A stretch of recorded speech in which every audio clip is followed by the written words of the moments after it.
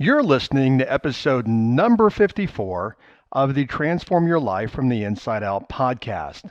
And in this episode, I'm going to actually answer a question that somebody wrote in.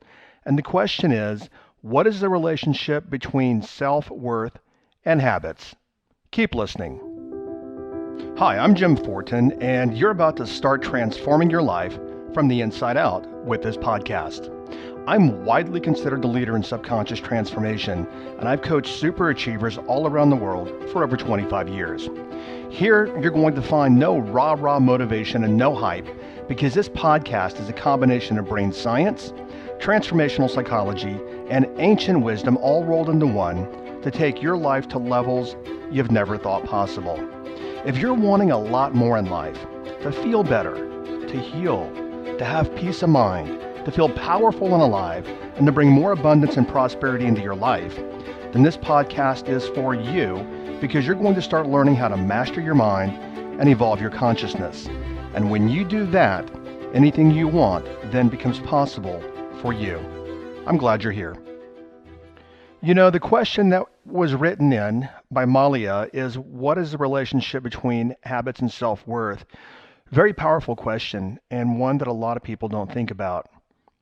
I remember many years ago, I was in my home office, and it just dawned on me one day. It just popped in my head, and I was really referring and thinking about myself. And what popped in my head was this phrase: we treat ourselves like we perceive ourselves. And I wrote it on the whiteboard behind the door in my office, which the door was always open, so I never saw the whiteboard. But literally, I did a little remodeling in that room just, I don't know, 3, 4, 5 months ago. And that was on the whiteboard. And I've seen it from time to time by closing the door. And it rings so true that how we treat ourselves, which is the topic this week, Malia's question, the relationship between self-worth and habits. How we treat ourselves is a reflection of how we perceive ourselves. And if we perceive ourselves in a negative way, a condescending way, a hateful way, an angry way, that's how we treat ourselves. So our habits are definitely related to our perceptions about ourselves. You know, doing what I do and doing it for a lot of years, I cannot tell you the degree to which self-worth is one of the biggest issues that I see in people. And I don't just mean self-worth, but I mean a lack of self-worth. And not only that, the degree to which people work from that they don't deserve something. I mean, it's amazing, and I am definitely not, casting any stones, because I have been there, no question about it. And I'm going to tell you where I work from today when it comes to self-worth, and it's a very calming place, and it's a very peaceful place, but I'll tell you a little bit more about that at the end of this episode. But it is so amazing the amount of people that limit themselves or will not reach for something or will subjugate themselves or hold themselves back because they feel like they're not worth something and they don't deserve it. And, when I look at that, and I've been there before, and I look at it these days, I'm like, deserve relative to what? I mean, who on this planet other than you is to tell you what you deserve and what you don't deserve? Now, I don't know. I read some research many years ago, and a lot of people don't ask for things because of low self-worth, but we're also in this culture, I don't know about you, but we're conditioned, and I was, that the answer is no. Whatever we ask for, the answer is going to be no. And I read somewhere that by the age of 18, the average kid, and this is in the United States, and this was some psychological book that I probably read 15, 20 years ago, so is it a valid statistic? I don't know. But I know that in my own life, I can see this.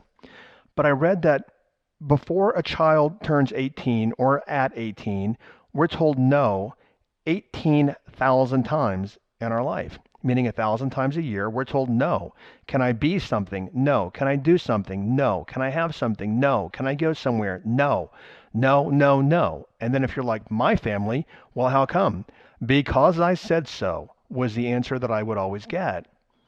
And so it's just like a virus in this world.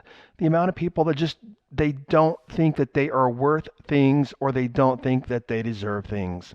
And as you're listening, you know what? Be honest with yourself. You probably feel like, you don't deserve something, or you can't have too much of something. And many times we think we can't have too much of something or we don't deserve something because of other people that are in our life. And then we're like, well, how is it going to affect them if I have X, Y, Z? So therefore, it's going to affect them in a certain way. Therefore, I don't deserve this and I won't do it.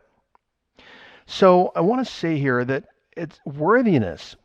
And I'm going to go to the topic at hand about self-worth and habits in just a moment. But worthiness is so, like I said, it's just a virus in the world that we don't think we're worth things. And in my programs, I mean, I have people from all over the world. Now, many years ago, that would be like a bragging right. This day and age is no big deal because we're all connected, right? And it's no big deal. But, whether it's Germany or Australia or Peru or Moscow or Canada, people from all over the world in my programs, and it's the same everywhere in the world, is that people just don't feel like they are worth something or they are not enough. I want to share a story here. I remember after college, buddies and I was in a fraternity. I was the fraternity boy, etc. But after college, I did a lot of binge drinking. And back then I thought, well, this is what, my buddies and I do. We go golfing and we go binge drinking and we go to the bars and all that kind of stuff. And what I recognized a lot of years later is that even though I rationalized in my mind that, hey, this is what boys do, and we play golf and we get drunk and we drink and we go to the bars till 4 in the morning, what I recognized back then is that that was a form, I'm sorry, I recognize now that that is a form of self-sabotage. And there's something that I heard many, many years ago, and this still rings true today, and it's a very powerful phrase, and I use it a lot, is that we don't destroy what we love. So look at your own life. What kind of destructive habits do you have in your life? And we judge ourselves so harshly. What's interesting is so many people are worried about other people judging them when they judge themselves more than other people. And I've been there as well. And we have to start with self-love, which again I'll talk about a little later in this episode. But look at what you may do. Maybe you get up in the morning and you walk in the bathroom and you look in the mirror and you're like, oh my gosh, you look like hell this morning. You look horrible. You're so fat. Look at those bags under your eyes. Your hair's starting to come out. You just don't look like you used to. And on and on and on. And we judge ourselves.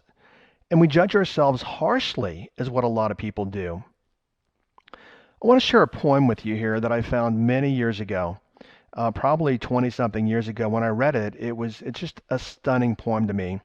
And it's by Dorothy Law Nolte. And for those of you that are parents, Google it. She left the planet, I think, in 95 or so. But again, her name is Dorothy Law Nolte, Nolte. And the poem is this. And if you're parents, you probably want to actually, or maybe get a copy of this and put it on your refrigerator. And the poem goes like this.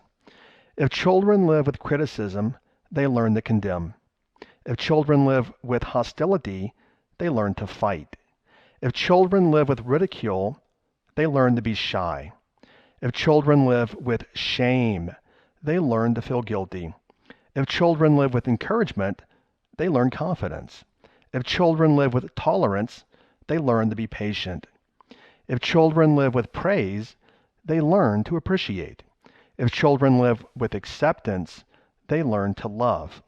If children live with approval, they learn to like themselves.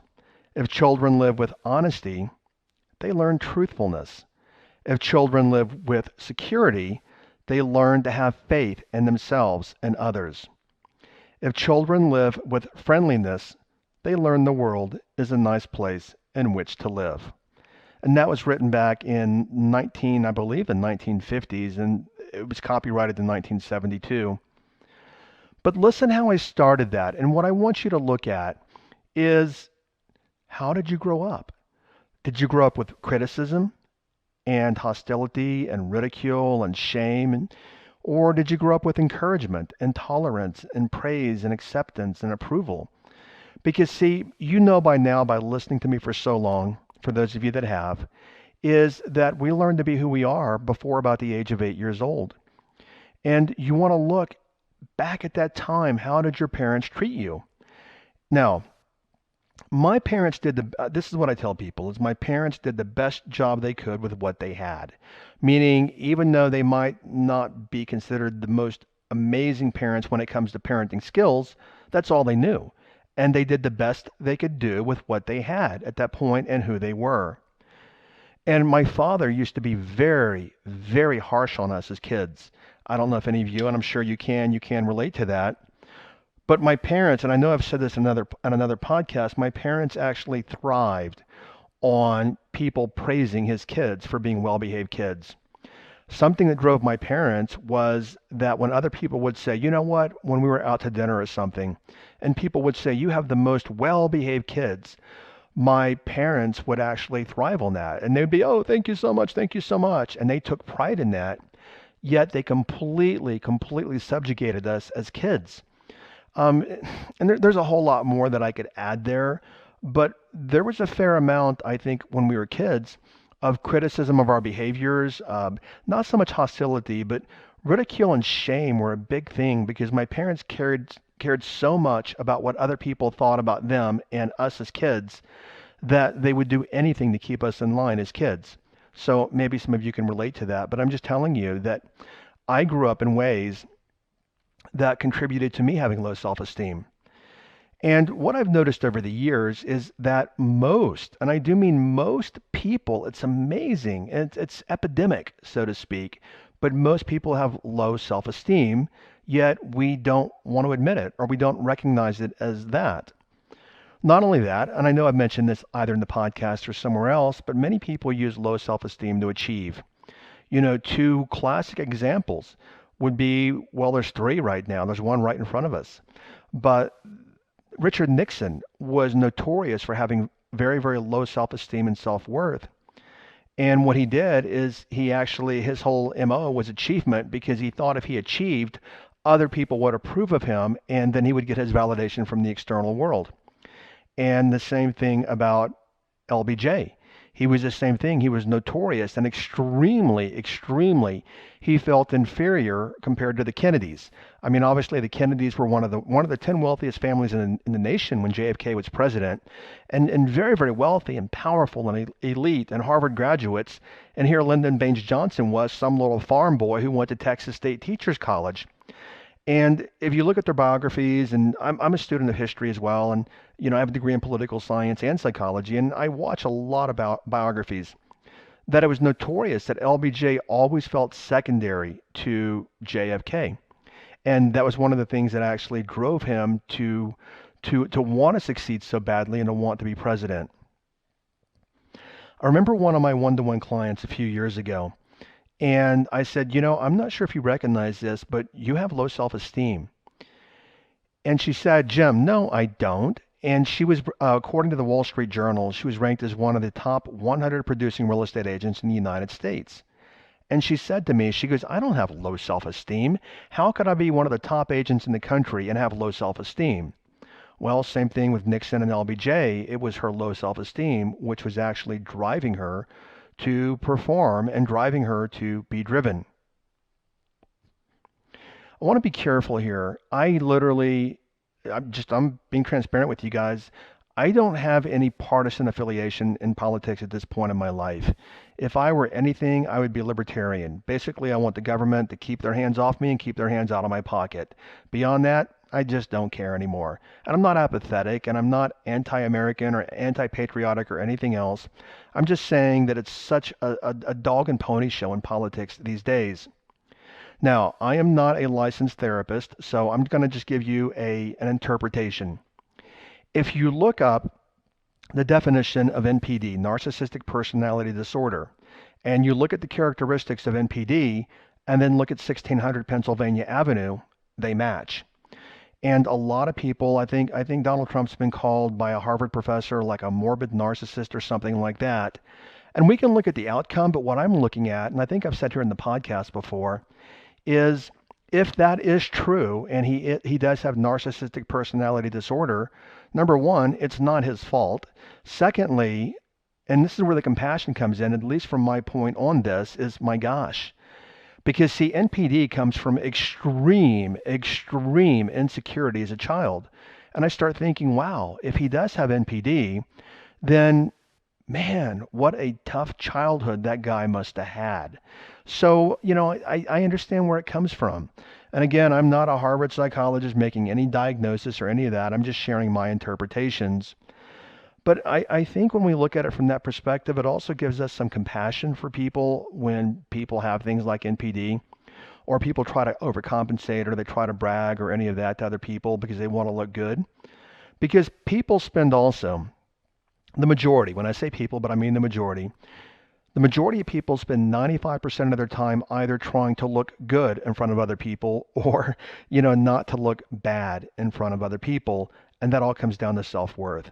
And in all fairness, I've been there myself before with, I think, a lack of self-worth. So what I see a lot of this in my coaching programs is that many times in relationships, I will see partners let the other partner subjugate them and then do what I call steal all their power because they don't feel like they're worthy of even speaking up in a relationship. And I see this so often. And then, of course, relative to the topic this week about habits, people that don't feel worthy of the relationship or feel worthy to have their place in the relationship, what kind of mental habits and even behavioral habits do you think they pick up that they perpetuate into the relationship? Research also shows, and you hear me talk a lot about identity, is that confirming identities, they match up and get in the relationships. Now, what I mean by that is a woman that believes that she's not worth anything will many times seek out, and by the way, when I say, a woman, it could be a man as well. So let's just be very clear about that because I have worked with guys that have been domestically abused in their relationships. But let's just say, for example, that a woman believes that she just doesn't have any worth. She doesn't have any value. Then what she will do, and there's research that confirms this. So if that is her identity, what she will do is she will seek out a partner that will confirm her identity. So let me give you just a colloquial, meaning just my verbiage, my words.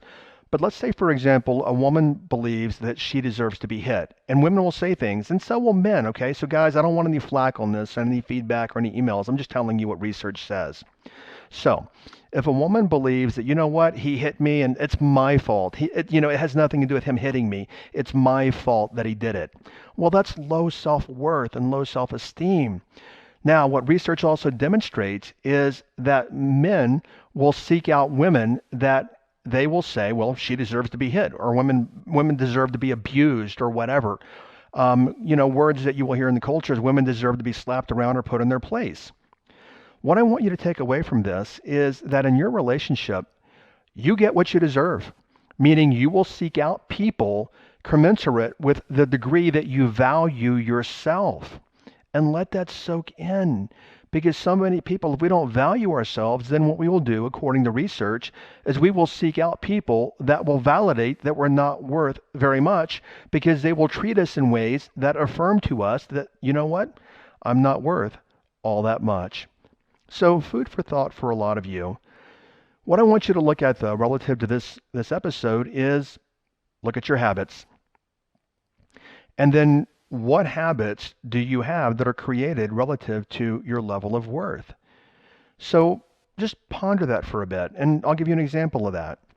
One of my sisters, she's an older sister, older than I am, and she's obese. She's very overweight. She's probably 200 pounds overweight. Now, I remember her saying something to me many years ago. She said, you know what? People won't pay me for that. And it was something that she was very good at. And in that moment, I recognized in the way that she said it that she really wasn't even valuing what she had to offer at all. And then that comes from a lack of self-value. And she's never really had high-paying jobs, which is a reflection also of her value. She's always worked at places like Walmart and Target, making, a few bucks over minimum wage. And she used to always say things like, you know what, I can't afford to eat well. And as a result of not eating well, she's overweight. And she may listen to this, she may not, I don't know, it doesn't matter. I mean, this has all been discussed, etc. But I'm sharing this to be of service to you guys. So what she would say is, well, I don't have enough money So because I don't have enough money, then I can't buy good food or healthy or nutritious food, and her entire diet is junk food. Now her entire diet is junk food, which then of course leads to her being overweight, but it all comes back to, if you notice here the circle, it all comes back to her level of self-worth. Recently, I was walking out of the store also, and I saw this guy. This was about a month ago, and he caught me in the parking lot, and I knew that he's going to ask me for money, and I'm fine with that. I mean, I literally carry money in my console and give it away. And some of you could say, well, you know what? You're perpetuating homelessness. Maybe, maybe not, but if somebody needs help and I can help, I will. And the guy stopped me in the parking lot, and I knew that he's going to ask me for money. And he said, "Hey," he goes, "Sir, can you help me out?" And he goes, and he had a camper on his truck, and he goes, "I've got some tools in here, and you know what? I can sell you some of my tools. I'm not asking for a handout, but you know what? I'm hungry, and I need gas money, and I'm sleeping in the back of my truck. Can you help me out? And in exchange, I will sell you some of my tools." Well, I don't need any tools. I mean, anything that I need, I just hire somebody to do. And truth be told, I'm not all that handy around the house. So what am I going to do with tools other than put them in the garage? You know? And so I said, you know what? I don't think that I have that much cash on me. And I was a few cars away. And I went over to my car and I had $3 in my console. It's all that I had in the moment. And I said, here, just, here's $3. And I said, what I said was, and here's the irony or the interesting thing, is I drive a Porsche. And he saw me go to my car and get the money, and I gave him the money, and I said, "Here's my last $3," and that was just colloquial. I mean, it's the last $3 cash that I had in the car. And the guy said to me, it was very kind, but he said, "I don't want to take your last $3." And I'm like, "Dude, don't worry about it. This is not my last $3." And then he was very grateful. And then I went back inside to the ATM, and which I didn't want to do. I was tired. It was a long day. It was around midnight. But I went back in and I got him more money. And he literally 3 or 4 times he said, "Are you sure? Are you sure? I mean, really? Do you really mean this? Do you really want to give me this money? Are you sure?" And I'm like, "Of course I'm sure." And I walked away and I wondered, the situation that he is in life right now, how much of that is tied to, because he demonstrated evidence of low self-worth, how much of what he doesn't have in life is tied to his low self-worth. And I see this so much because I would assume there's a fair amount of online entrepreneurs and business people that listen to this podcast. And for that, I'm grateful. I'm very grateful. And so many times in business, and I've been there as well. I'm not there today, but I've been there as well. People don't value what they do and they don't charge accordingly. And that's a habit as well.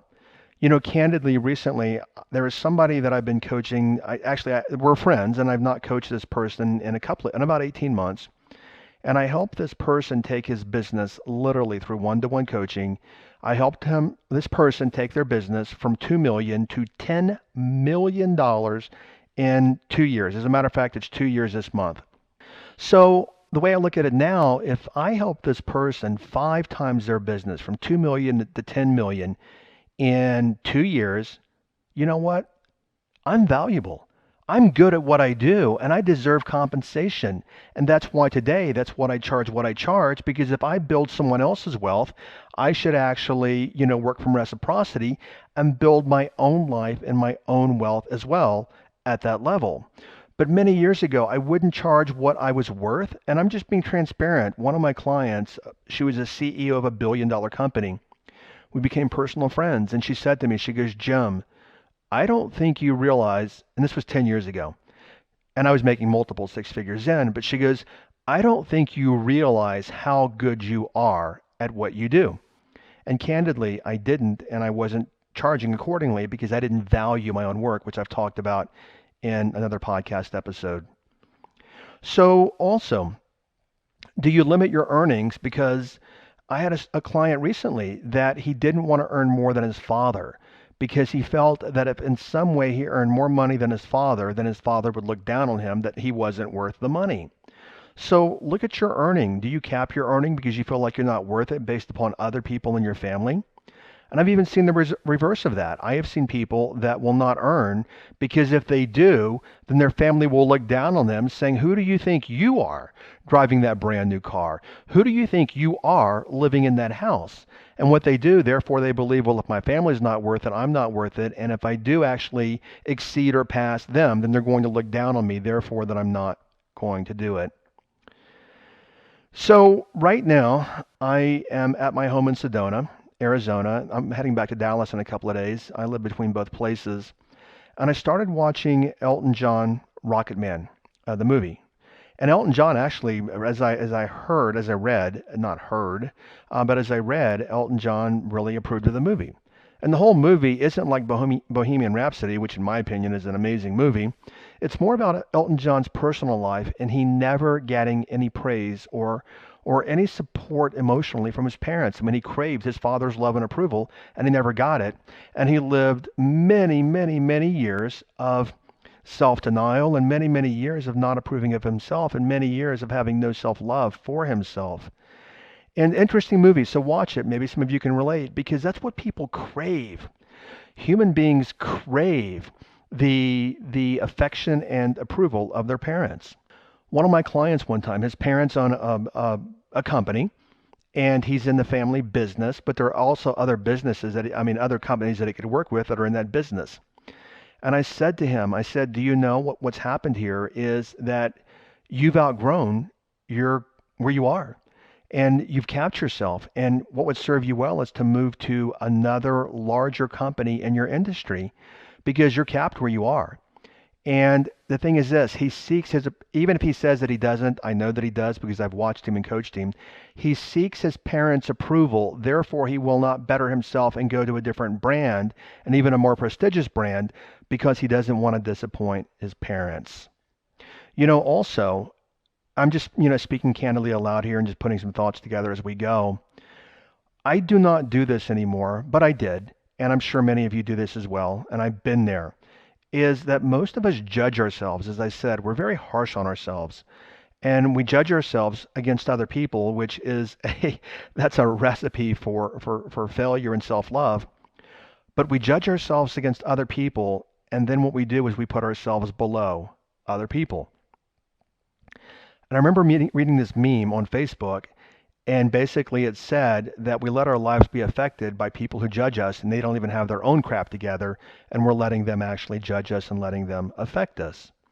Now, I mentioned earlier about my father. He was very, very critical. Put it this way, whatever I did, and I was an A student and all the way through school minus math, which was a whole different podcast audio that I did on subconscious reprogramming and my first grade teacher telling me I wasn't good at math and I was making A's in everything in school except math. But whatever I did, and I'm sure a lot of you can relate to this, that no matter what I did, it wasn't good enough. And this was, I don't care if I made straight A's. I would hear, well, aren't there A pluses? And I know a lot of you listening can relate to that. So I lived an entire lifetime with my father never being good enough. And when I was in college, I actually went to the school psychologist and I wanted to take an IQ test. And I took one and he put me through some other assessments. And he says, it looks like to me that you have low self-esteem. And back then I'm like, no, not me. Because I was popular and I had a lot of friends and I was in a fraternity and I didn't see myself, air quote, having low self-esteem. But when I look back years later, I did. I did have low self-esteem. And honestly, I don't remember back then what I did or what he prescribed or anything else in terms of prescribed, books or exercises or mental work or anything else. But yeah, I was part of the pack and I had low self-esteem. Now, I'm not there today. And I'm going to share with you my secret is I remember one of my sisters saying to me one time, and my sisters call me Jimmy, and she's like, we were traveling, actually, we were out in rural Peru. We had just actually left Machu Picchu for some spiritual work there 20 years ago. And my sister said to me, she goes, Jimmy, do you love yourself? And I was kind of like, well, yeah, I guess. I don't know. I think I do. And I've had a lot of people over the years say, well, how do I know? How do I know what self-love is? And I'm going to tell you what I've discovered on my own journey, and I'll do another podcast on this and share more things with you guys. But what I learned long ago is self-love is such a slippery thing. I mean, what does that mean and how do I do it? And I found an easy way to engage in self-love. And to me, in my experience with my life, we become self-loving when we become self-accepting. Because see, when you accept who you are, whatever you are, you might have listened recently to the podcast with Naduk. It was a Monday podcast, and Naduk, and this was probably 2 or 3 Mondays ago. She didn't accept herself because of her name, Naduk, Niduk. So she thought, and she talks about it in the podcast episode, that you know what, people are going to reject me, and I'm not as good as other people. And she was rejecting herself based upon even the fear of her name and what she thought other people would think about it. And I've learned that when you just accept yourself, your name, your body, your weight, your sexual orientation, your religion, your nationality, your height, whatever it is, when you accept yourself, then that becomes self-love. Because when you accept yourself, then you move into peace. And there's nothing more powerful in my interpretation than peace. Because I can say love to you and you can make all the definitions and interpretations you want about it, and we're going to have all kind of interpretations. But when I say peace and peace of mind, every single one of you, you know what I mean because you've had peace of mind before at different times in your life, and you know what I mean. So I want to leave you with this, is my interpretation of self-love is self-acceptance. Because when we do that, we become peaceful, and that is a loving place. Now, one more thing. I asked one of my transformational coaches, and I tell you that she has a PhD only for credibility reasons. And I asked her because another client had said, hey, is there a book on self-esteem or self-love? And she, I thought she was going to say some, formal text kind of book. And here's the 7 steps, like Nathaniel Brandon's, the 6 pillars of self-esteem and stuff like that. She didn't say any of that. She goes, oh yeah. She goes, I want to recommend the book. And again, I don't make any money off this. There's no affiliate link. But it's a book that says, love yourself like your life depends on it. Title of the book is Love Yourself Like Your Life Depends on It. I don't remember the author's last name, but it's like Remit or something like that, or Commit or Remit or something. And it's a very simple book. It'll probably take you 30 minutes to read, but it's a very powerful book because it also plays into what I teach people is how to program and reprogram their subconscious minds. Okay, so hopefully you could see yourself on a lot of this episode, and my wish, because this is what I tell all of my students, and you're not a student, or you may not be because you're listening to the podcast, but there's one thing that I want for everyone, and that is I want people to have joy, and joy comes from peace. Okay, so your transformational takeaway this week in this episode is this, is we treat ourselves like we perceive ourselves. And to the topic at hand, if you have habits that are self-destructive, you are treating yourself with those habits as you perceive yourself.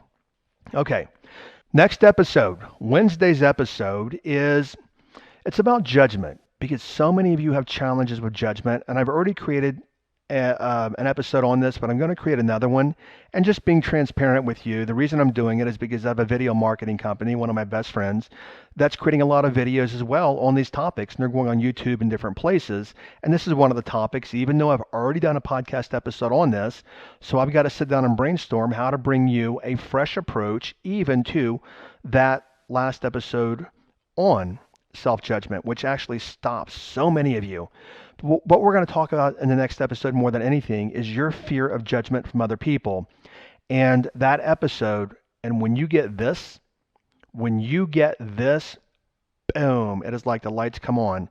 But the title of that episode, are you ready, is I am not who you think I am. You are who you think I am. Get your mind around that one, and I'll catch you on the next episode.